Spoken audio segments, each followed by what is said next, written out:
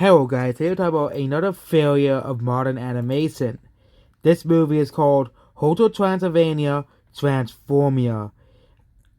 Modern animation is... Whenever we talk about modern animation, I typically talk about Western animation. Western animation isn't that great anymore. Western animation used to be amazing. It used to tell really good stories and have really good characters. As of movies like Spider-Verse, it's still there. And this is made by the same studio and same company that made Spider-Verse. And movies like Hotel Transylvania and Transformia is what frustrates me about modern Western animation. All they kept trying to do was forward how many pop culture references can we have, how many random jokes can we put in there. A lot of jokes aren't well thought out in this movie. It really is not. And this is another long delayed movie because of COVID.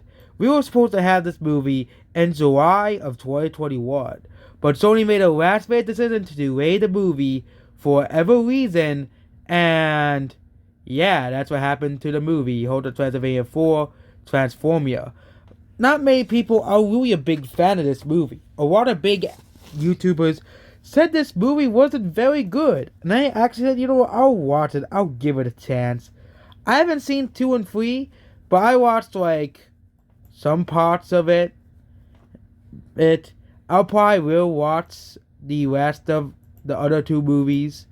These Hotel Transylvania 2 and Hotel Transylvania 3. Hotel Transylvania 1 was okay. It was okay. It was an alright movie. And especially considering that Adam Sandler was in this movie, I would expect it to be Adam Sandler be really funny, because Adam Sandler is actually pretty funny. I know Adam Sandler is kind of overhated, but this movie adds to his negative reputation with like a lot of his other movies. This movie isn't good, and the animation is alright. Again, it's a of course a cartoon movie, and a lot of animated movies, are cartoony. Which again, that's what the designers of the movies want to be. But I wish there was more animated movies for more older audiences. There's jokes that can be understood by more older audiences. They try to make that, and again, that also failed with movie Sausage Party. Yeah, that movie exists. But this movie is just another example. The plot line is basically they create a new invention because the main character doesn't want one of the main characters, Dracula, makes an excuse to make sure the guy is not the leader because he doesn't like all the new rules the guys want to implement. The new people want to implement. Basically, this movie is supposed to touch a story of retirement, and we bring it up to the next generation. But they don't like the fact that they write that, the way he'll run the mansion is very different, and basically turns to this guy who is a mad scientist, who basically turns him into a monster, and basically Dracula turns to a human, and a lot of the other monsters turn into humans as well.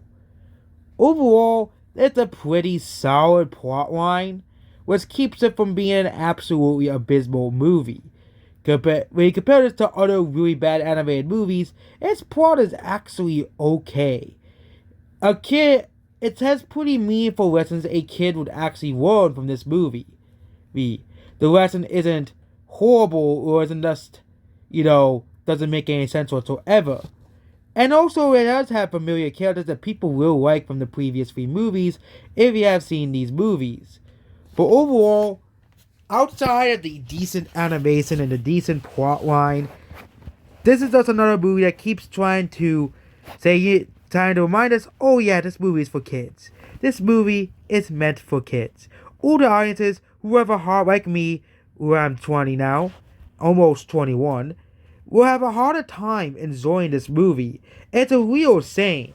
If you compare this to 90s Disney movies or the Disney Renaissance and Spider-Man Into the Spider-Verse, All those movies can be enjoyed for both older and younger audiences. Yes, there are people who I know who don't like Spider-Verse because there was a person who know that said Spider-Verse is a bad movie because it's a cartoon, but Spider-Verse can be enjoyed by both younger and older audiences despite being an animated movie, despite being a PG-rated animated movie.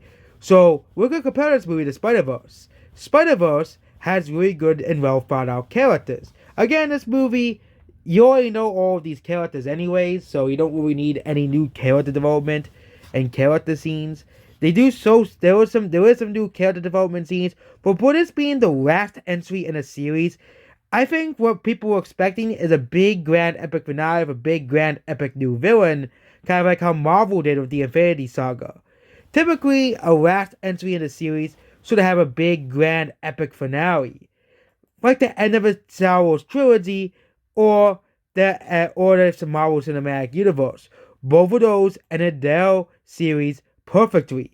Star Wars Return of the Jedi ended Star Wars perfectly, the original trilogy. Revenge of the Sith ended the prequel trilogy perfectly, and of course, let's compare that to Infinity War and Endgame, which ended the Infinity Saga perfectly. All the Transylvania just say, you know what? Let's turn the main character to a monster, and now the main character becomes evil. Because at the end. And that's the whole point of the movie, to stop them. There's no real big epic new bad villain. There's no real new villain. There's no real new plot lines. Like in the past two, like in the second and third movie, there was like a big new villain or something like that. But in this movie, they could have introduced like a monster in folklore or something. Because this movie is about like, monsters and stuff as well. But this movie was supposed to have been a more epic finale of a series. And yeah, this movie is just bland, boring, and probably just be a forgettable movie overall. So I'll give this movie a 4.5 out of 10. And on IMDb that will round out to a 4 out of 10. Actually, I think it'll be a 5 out of 10. I changed it. 5 out of 10. Because the plot line is pretty good. The story is pretty mediocre. Everything is okay. But it's just a lot of other stuff brings it down. So I think a 4 out of 10 is pretty a feasible score. So 2022 in film is not off to a great start. It really isn't. I haven't seen this movie called The 355. I don't have any plans of seeing it. The first movie I actually want to see is The Batman, which is coming all the way out in March. So, other than this movie, this will rank as the best and worst movie of 2022. So that's basically about Hotel Transylvania 4. Did you like it? Did you hate it? Did you despise it? Do you think it's the best of the series? Let me put your comments in the comment section below.